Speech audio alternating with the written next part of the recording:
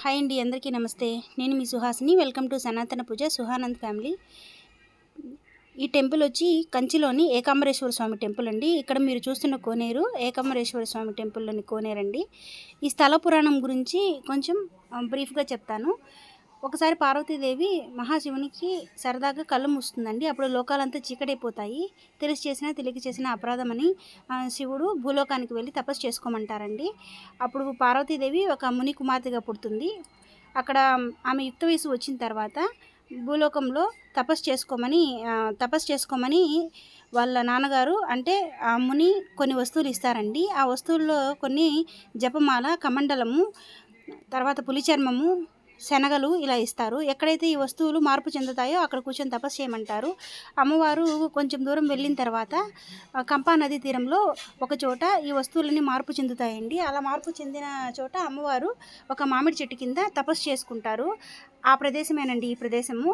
ఆ మామిడి చెట్టు కింద అమ్మవారు మట్టితో శివలింగాన్ని చేసి తపస్సు చేసుకుంటూ ఉంటుందండి.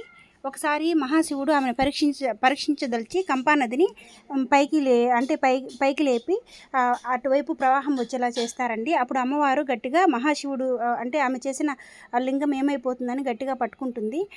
ఆ గుర్తులు కూడా ఆ శివలింగం పైన ఉంటాయండి.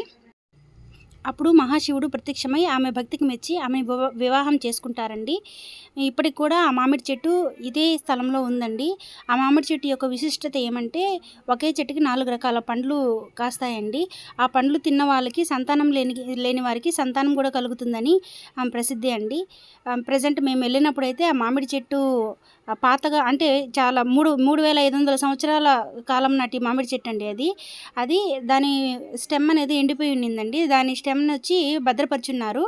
దానిలో నుంచే ఇంకొక విత్తనం అనేది ఒక మొలక అనేది వచ్చి పెద్ద వృక్షంలాగా ఉందండి. వాళ్ళైతే దాన్ని వేయలేదంట, దానిలో నుంచే వచ్చిందంట. అమ్మవారు మట్టితో చేసిన శివలింగం కాబట్టి ఇక్కడ ఉండే శివలింగాన్ని పృథ్వీలింగం అంటారండి. పంచభూత లింగాలలో ఇది ఒక లింగం అండి. మీకు ఫుల్ వీడియో కావాలి అంటే దాంట్లో నేను డీటెయిల్డ్ ఇన్ఫర్మేషన్ ఇచ్చున్నానండి. కింద ప్లే బటన్ని ప్రెస్ చేయండి. దానిలో మీకు ఫుల్ ఇన్ఫర్మేషన్ ఉంటుందండి. వీడియో కనుక నచ్చితే ప్లీజ్ లైక్ చేయండి, షేర్ చేయండి, సబ్స్క్రైబ్ చేసుకోండి. Thank you.